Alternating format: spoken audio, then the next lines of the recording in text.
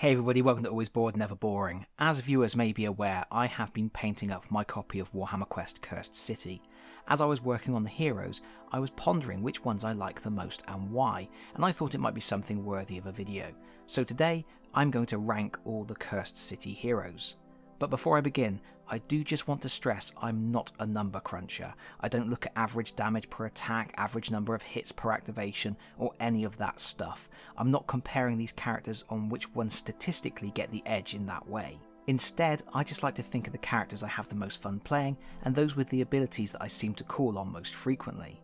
To put it another way, this isn't any kind of strategy guide, it's just an excuse for me to talk about Cursed City for a bit. Also, it is probably worth mentioning that I like to run a balanced party when I explore the city. That means one blade, one stalwart, one executioner and one loremaster. With all that in consideration, here is my ranking of the Cursed City heroes. In 9th place is Morval Olbrecht. This is probably a little unfair as I've never even used this character in a game. He's the special character that was included with the hardback edition of the Cursed City novel. He sits in 9th place for a couple of reasons. 1. He's a lore master, and I'm sorry if you aren't CLEONA ZEITENGALE, you just don't cut the mustard. But 2, and this is more important, his special attack requiring a dice with a value of 6+ hits friendlies as well as enemies. Furthermore, you are actually incentivized to use it to hurt other players because Morval gains inspiration whenever a friendly on the same board tile as him takes damage. I'm not a big fan of that style of play, and carrying wounds in Cursed City is always a problem, so I prefer to reduce how often it happens. Morval isn't without his charms. His melee attack damage cannot be ignored or reduced, which is pretty good, but is not particularly powerful in the first place. Also, he gets the chance to gain inspiration anytime any hero on his tile takes damage, so he should inspire quickly even if he doesn't zap his mates. Still, I'm sticking him in last place on this list. It may not be fair, but it's my list and that's where he goes. In 8th is OCTREN GLIMSCHY. He's a lore master and I have no idea why you would ever take him unless CLEONA was dead. There's just a bunch of stuff I don't like about him. First, he has a special ability that lets him buff his attack, but that ability inflicts damage on himself, and as I've already said, I like to reduce the amount of damage I take as much as possible because it's always a pain to deal with. Furthermore, he has a withering hex attack, which is virtually the same as CLEONA's Heaven's Bolt stilettos, except it never causes damage, only stunning the target, and it doesn't get an increased chance of success after he inspires. Oh, and his Path to Glory requires him to get into zones with enemies as he has a chance of gaining inspiration when enemies on his board die, but generally, you don't want OCTREN standing that close to the enemies because he's made out of cracker bread and picks up wounds easily. He does gain a nice Tomes of Death ability when he inspires, which allows him to control enemies. His Hollow Stare can attack in melee or at range, and he can stun or curse his opponents, but no, it's not enough for me. In 7th we have Glario. There's not really much to say about him. I like that his pistol can be used in melee as well as at range, and I like that once he's inspired he gets a fast shot ability, making him the only person with a gun who can fire more than once per turn, but I find him a bit average really. I don't like his Path to Glory either, which encourages him to kill the last enemy in a hostile group. This feels like a bit of a waste of an attack, as the last enemy in a group will often be subject to the driven off rule and will disappear of their own accord anyway, so you are generally better off targeting something else. 6th place is the first of the 2 executioners, QULATHIS the EXILE. She has incredible damage output in close combat and at range, but her best ability, Oaken Arrows, only gets a limited number of uses per game. Furthermore, her Path to Glory is a bit fiddly, as she scores inspiration for killing a target with her sword after previously injuring it with her bow in the same turn. It's not always easy to pull off that combo, so she ends up relying more on racking up kills to get the inspiration points she needs. But all that aside, her biggest fault, for me at least, is that she looks like she popped in from a different game. There's something about the prancing elf that seems out of place in the Cursed City, and she stands out from the rest of her allies. I'm not saying she doesn't fit in an Age of Sigmar setting, she clearly does, but for the style of Cursed City, she's just a bit too much of an elven stereotype for me. 5th place goes to BRUTOGG, an awesome looking hero, a term I'm using lightly as he likes to eat corpses, with one of the best hero miniatures in the set.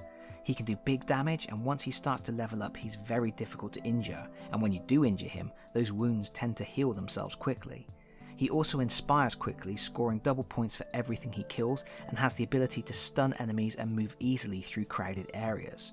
With all those positives, he should probably sit higher in this list, but he always plays second fiddle to the other stalwart in the set, Dagny, and I have found that with no ranged attack options and a tenderizing blow he can only use once per turn, if he whiffs a few dice rolls, he doesn't end up doing much of value on some turns. Fourth place is Dagny. He's just an amazing pick for a stalwart. He's tough, he has ranged and melee attacks, he can do crowd control by pulling enemies around with his harpoon, he can search objects of interest from a distance which saves on movement dice, his damage output is consistently high, and he can load up on treasure. Once inspired, he can hold 3 pieces of treasure in total, making him incredibly versatile, and he can even sift the discovery deck to avoid traps. Next up, third place, and it's CLEONA ZEITENGALE, the only lore master for me. She has the ability to damage and stun targets at range with a weapon action she can spam repeatedly if she has the dice for it, and she is the only character with an ability that removes negative ailments such as curse and disease. She also inspires more easily than anybody else, as she gains inspiration for discarding activation dice matching the value of a discarded destiny dice. She has the most control over when and where she inspires, and is likely to be the first character that goes Super Saiyan. She could potentially inspire on turn 1 before she is even activated, and once she has inspired, she gets the Heavenly Alignment ability, letting her improve the results of another character's activation dice roll. She is squishy and you do have to look after her, but she can still swing a mace and crack skulls with the best of them. She even has a devastating ranged attack with an area of effect. Not many heroes get to say that. In second place, we have Captain EMELDA BRASKOV. I find that she isn't always the most interesting character to play, as she really only has one thing to do on her turn: hit things. Sometimes, if the dice and positioning allows, she gets to hit 2 things at once, and that's pretty much her lot even after inspiring, but she earns her place for one reason: her battle instinct ability. Once per turn during the gambit step, she can swap positions on the initiative track with any other hero who agrees. This is the only way 2 heroes can swap places in this way, and the only way to rearrange the initiative order without using gambits. It's incredibly powerful, triggers successfully every time you use it as it doesn't require a dice roll, and can completely transform how a given turn will play out. It's probably the most powerful ability in the game.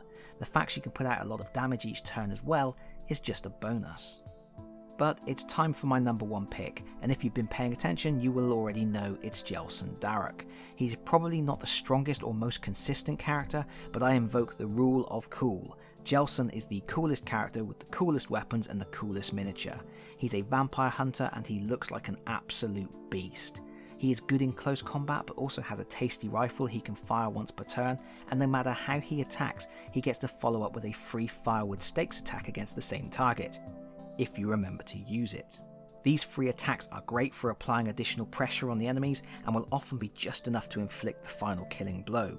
Jelson has very low vitality, meaning once he starts picking up wounds he struggles to recover, but with the amount of damage he can generate each turn, it's relatively easy to keep him out of harm's way. And there we have it, my complete ranking for the 9 Cursed City heroes. The question now is, will the promised expansions for Cursed City introduce new heroes, and will they be good enough to replace my favourites?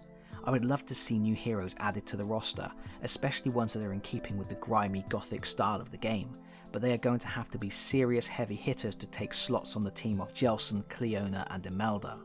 I quite like the idea of running a full team of vampire hunters though. That would be neat.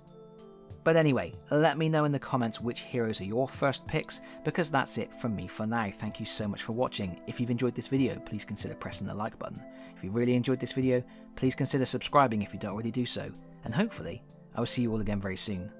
Bye bye everyone. Bye bye.